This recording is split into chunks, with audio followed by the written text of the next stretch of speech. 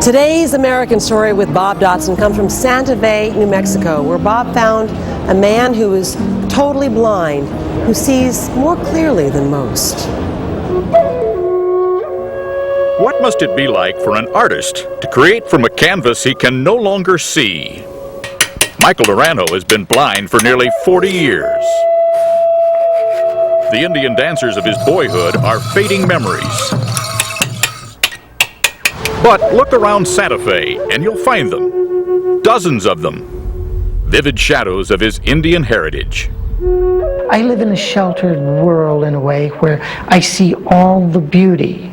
Naranjo grew up on a pueblo north of Santa Fe. His mom, a famous potter. He, a promising painter until the Vietnam War. The last thing he saw before he lost his sight was the Viet Cong soldier who nearly killed him. We looked at each other, just looked at each other into each other's eyes. What happened? I shot. And what did he do? I felt a hand grenade, and I started to turn towards it, and it exploded. Locked in the darkness of his mind, Naranjo asked for a bit of clay to help pass the long hours in an army hospital. With his one good hand, he made an inchworm, then had a bigger vision. When we first met 3 decades ago, he was building a 12-foot statue all by touch.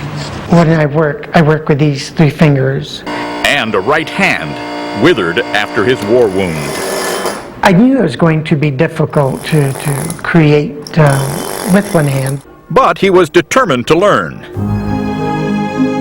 Museum officials in Florence, Italy built a scaffold for the blind man to help him study Michelangelo's statue of David. I knew his face was in front of me. Naranjo touched 1,000 places to feel what the rest of us see in the blink of an eye. Then discovered something we can't see from below. Hearts. Hearts. There were hearts. I couldn't believe his pupils were these hearts.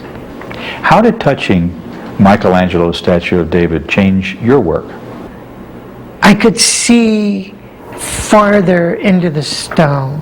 I could see inside when before I felt the surface. So his work got better. Soon he was invited to present pieces to the White House and the Vatican.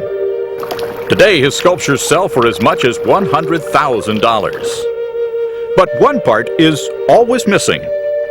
None of his human figures have eyes. If I was blind, they were going to be blind. Naranjo dreamed that one day we would all view his work as he does, with our hands. So over the years, he kept a copy of most everything he made. This summer, his dream, no, his vision, came true. A new touching museum in a building on the grounds of the New Mexico State Capitol in Santa Fe. What she's carrying on the top of her head is a vase of water. You made good sculptures, they're cool. Thank you very much. They're better than the ones I see.